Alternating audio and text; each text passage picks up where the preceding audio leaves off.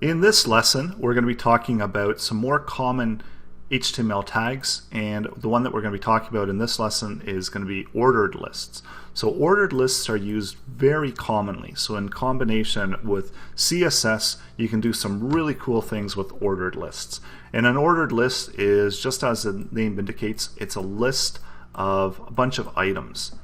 And the way that we write this code out, and if you notice here at the top, we have an unordered list, and then at the bottom we have what's called an ordered list. And so when we look at the code, all we're doing is, again, these opening and closing tags. So we've got our unordered list is just a UL and closed by UL. So ordered list is an OL, so ordered list. So it really does make sense. These acronyms do make sense. And UL is unordered list. And LI is list item. So these are all the items that are going to get listed within these ordered lists or unordered lists and ordered lists.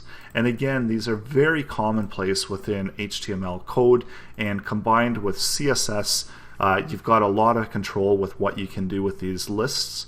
And the reason that a lot of web developers are using these lists is because they're really easy to see, and also it gives you a lot of control with CSS and JavaScript when you work those in with these list items.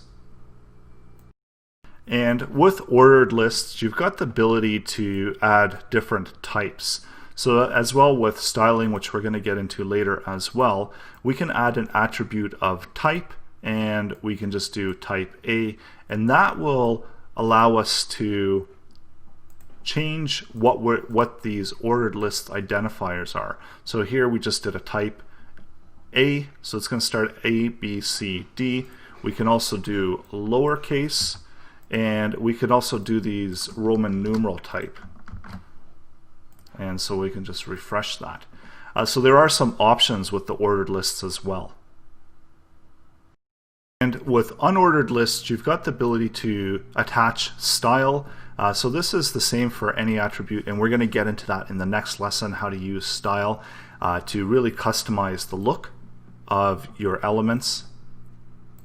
But for now, we can see that when we add in the style, it actually adds this, makes our unordered list look like an ordered list.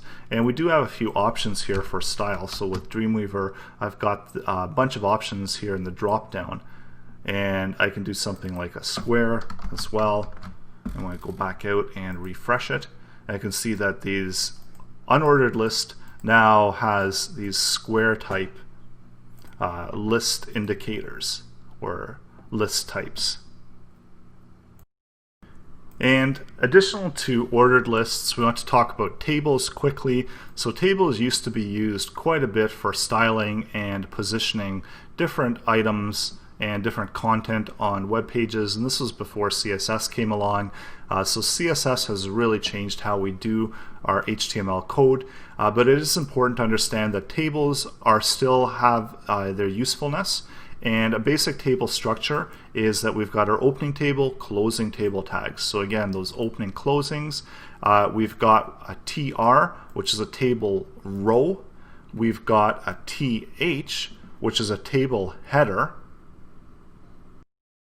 And we've got a TD. So this one's a little bit harder to guess.